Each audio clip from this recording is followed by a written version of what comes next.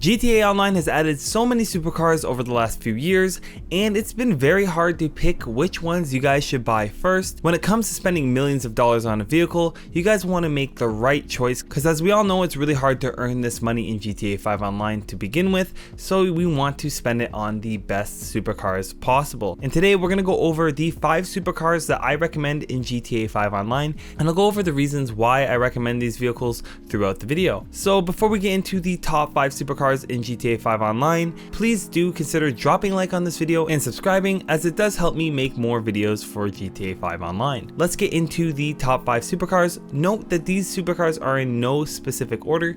These are just the top 5 that I would recommend. So the first supercar I want to take a look at is the Cyclone II HSW variant. Now the Cyclone II is actually relatively new to GTA 5 Online and has a cost of $2,250,000. Now that is a pretty hefty price tag, but I definitely think it's worth it just for the experience, especially if you've had GTA 5 Online for a while. Now the design of this vehicle is really similar to the Rimac Nevera, and I really do love the look of this vehicle. It's a very exotic design comparatively to some of the other vehicles, and it also has butterfly doors, which I am a huge fan of. Now when it comes to performance, the top speed of this vehicle is 141 miles, which can be reached in just 6 seconds with this vehicle. Another thing the Coil Cyclone II brings is that it has a high reverse speed. Like most electric supercars in the game, the reverse speeds are just uncomparable to some of the motorized vehicles in the game. As well as it's basically silent, which I kind of like that. I know that's something that all electric vehicles are going to have, but I really do like the silence when it's performing at such a high top speed. Personally, the first time I drove the Cyclone II,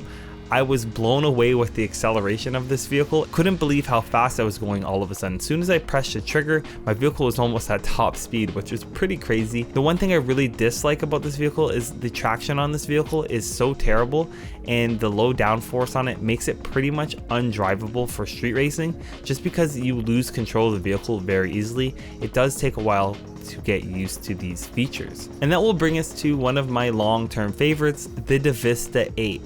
Now the Deveste 8 has received an HSW variant upgrade, which is really nice for those that like this vehicle.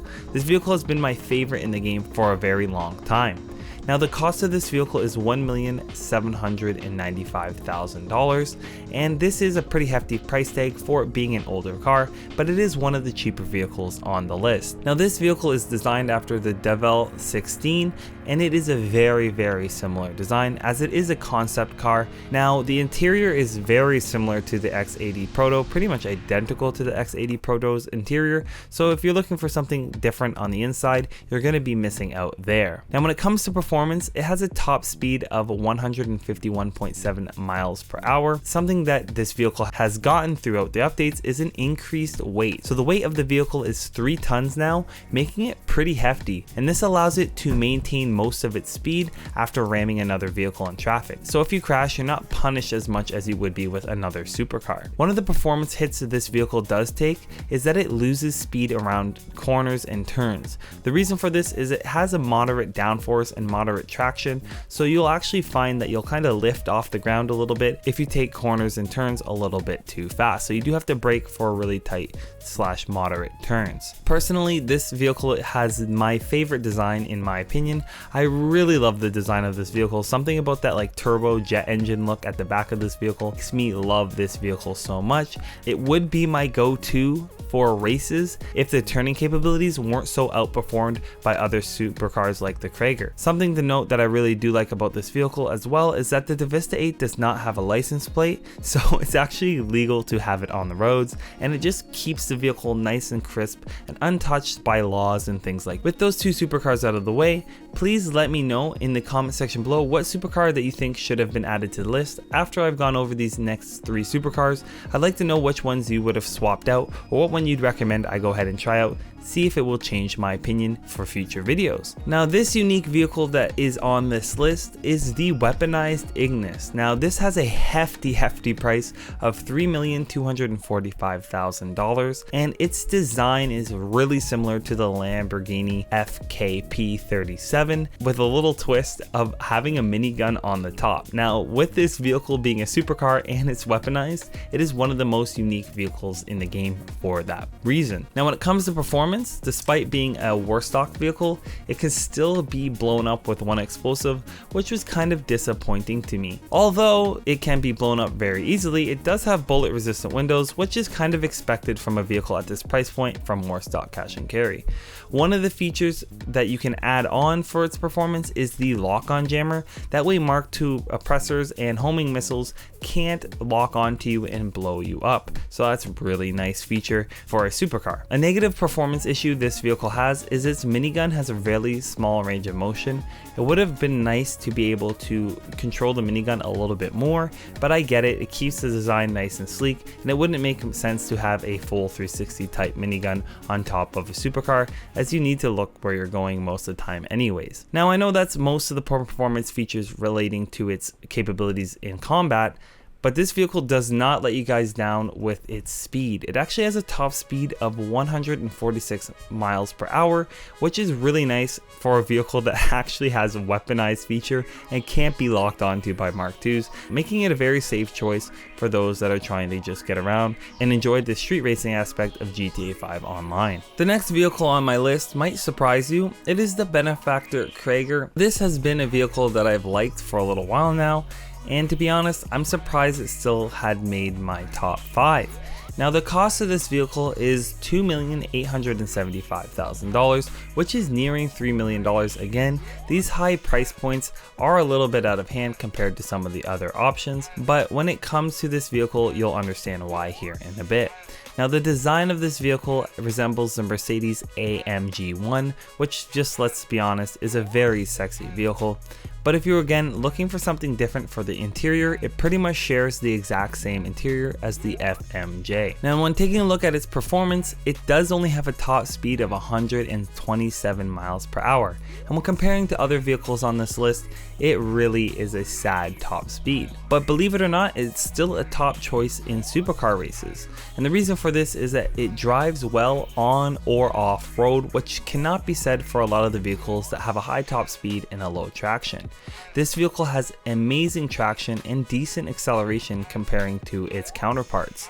As well as the handling of the vehicle is great for sharp turns and curves, what you'll find a lot in street races and stunt races alike. With the high traction, it's able to climb steep inclines with little to no traction loss, which is really nice. That means you'll be able to maintain your speed fairly well while going uphill or up a ramp, again which you'll find in stunt races. Few features, even though it has a low top speed, still makes the Benefactor Krieger one of the best vehicles for races. Personally, I like the unique rich styles that are available for the Benefactor Krieger, and it is still today one of my favorite racing vehicles due to its balanced performance.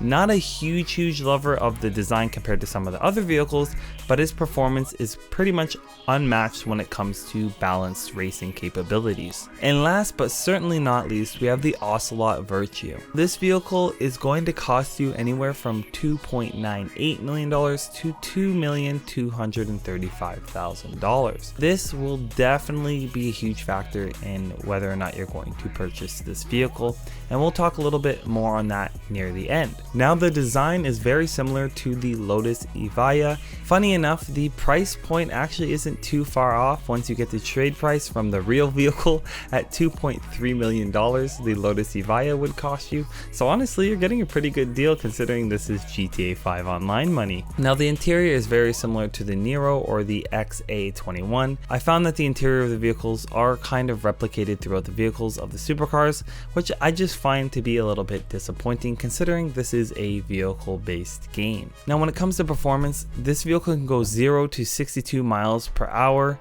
in just 1.7 seconds, which surprisingly outperformed the Cyclone II, and this vehicle does have a top speed of 119 miles per hour, so nothing crazy there. Now the terrible downforce and traction can cause it to spin out when taking turns at high speeds, which is common amongst the electric vehicles. I will say that I find the its handling and the traction to be a lot better on the Virtue than on the Cyclone, just because that top speed isn't so aggressive. Personally, I really like the fact that it's quiet, which is expected when it comes to electric vehicles. And the thing that I really wanted to emphasize on, that this vehicle can be obtained for free through completing the DAX Last Dose missions. Once you complete those missions, you'll be able to pick up this vehicle for 100% free by going and picking up the vehicle and selecting a garage you'd like to store it in. So you'll be getting like a $3 million vehicle for 100% free, and it's a decent overall supercar. So honestly, if I had to choose one of these vehicles, I definitely pick this one for beginners because it is going to be made free and you'll make a couple $100,000 when trying to obtain this vehicle at the same time. These are my top 5 picks for supercars in 2023 in GTA 5 Online. If you liked the video, please do again drop a like on the video, consider subscribing, and as always, thanks for watching.